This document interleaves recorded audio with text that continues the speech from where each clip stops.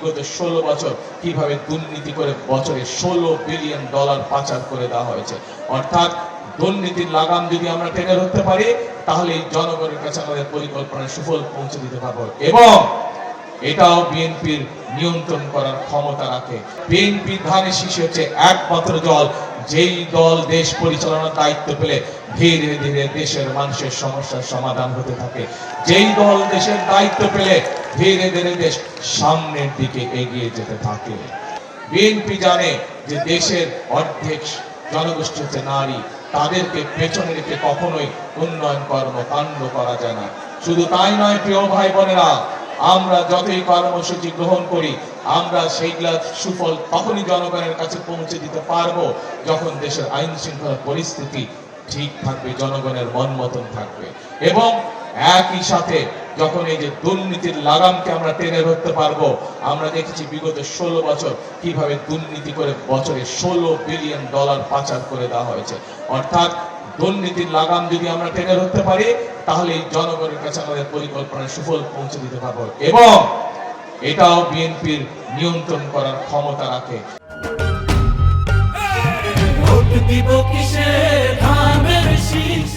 BNP Begum Khaleda Zia 2001 সালে যখন দায়িত্বভার গ্রহণ করলেন, সেই স্বৈরাচারের কাছ থেকে নির্বাচনের মাধ্যমে যখন দায়িত্বভার গ্রহণ করলেন, তখন বাংলাদেশের কপালে দুর্নীতিগ্রস্ত দেশ হিসেবে একটি তিলক ছিল।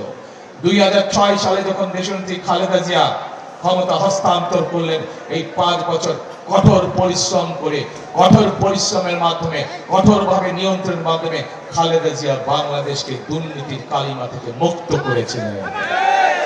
কাজে প্রিয় ভাই বোনেরা, আইন শৃঙ্খলা বলুন, জনগণের কর্মসংস্থান বলুন, দুর্নীতি দমন বলুন, দেশে খাদ্য উৎপাদনের কথা বলুন, মেয়েদের শিক্ষার ব্যবস্থার কথা বলুন, যেটাই বলুন না কেন, প্রত্যেকটি ক্ষেত্রে একমাত্র রাজনৈতিক দল বিএনপির সফলতার কাহিনী প্রত্যেকটি ক্ষেত্রে আছে।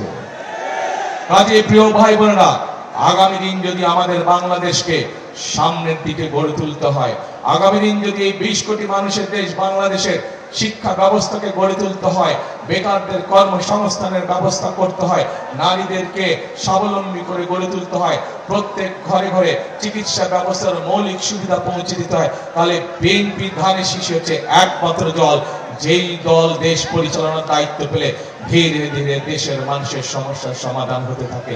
যেই দল দেশের দায়িত্ব পেলে ধীরে ধীরে দেশ সামনের দিকে এগিয়ে যেতে থাকে। প্রিয় ভাই বোনেরা, আপনারা এর মধ্যেই দেখেছেন আমরা পত্র পত্রিকা সহ জনসভা সহ আমরা দেশের জনগণের সামনে আমাদের আগামী দিনের কর্মসূচি পরিকল্পনা আমরা উপস্থাপন করেছি। আমরা বলেছি বাংলাদেশের মা বোনদেরকে স্বাবলম্বী করার জন্য আমরা ফ্যামিলি কার্ড দিব সকলের কাছে, ঘরে ঘরে, সেটি গ্রামে হোক শহরে হোক, খেটে খাওয়া পরিবার যেগুলো আছে তাদের সকলের মা বোনদের কাছে, সকল গৃহিণীদের কাছে, মায়েদের কাছে আমরা ফ্যামিলি কার্ড পৌঁছে দিব। একইভাবে আমরা বলেছি যে বাংলাদেশের প্রধান পেশা হচ্ছে কৃষি, কোটি কোটি মানুষ কৃষি সাথে পেশার সাথে জড়িত। এখানেও আপনারা যারা আজ উপস্থিত আছেন, কোনো না কোনো বাংলাদেশের গ্রামে গঞ্জে আপনাদের পরিবার, আত্মীয় স্বজন, বন্ধু বান্ধব আছে যারা কৃষি পেশার সাথে জড়িত আছে না? আপনাদের মধ্যে অনেকে প্রত্যক্ষ বা পরোক্ষভাবে কৃষি পেশার সাথে জড়িত। আপনাদেরও গ্রামগঞ্জে জমি জমা আছে অনেকেরই। প্রিয় ভাই বোনেরা, আমরা বলেছি এই কৃষক ভাইদেরকে সহযোগিতা করার জন্য আমরা কৃষক ভাইদেরকে যে কৃষি কার্ড দিব, যার মাধ্যমে আমরা সরকারের সকল সুযোগ সুবিধা কৃষকদের জন্য সরাসরি কৃষক ভাইদের কাছে পৌঁছে দিব। শুধু তাই নয়, আমরা এরই ভিতরে ঘোষণা করেছি যে বিএনপি ইনশাআল্লাহ 13 তারিখে সরকার গঠন করলে পরে আমরা যে সকল 10,000 টাকা পর্যন্ত কৃষি ঋণ আছে, যে সকল কৃষকদের সুদ সহ সেই কৃষি ঋণ আমরা ইনশাআল্লাহ মওকুফ করার ব্যবস্থা করব।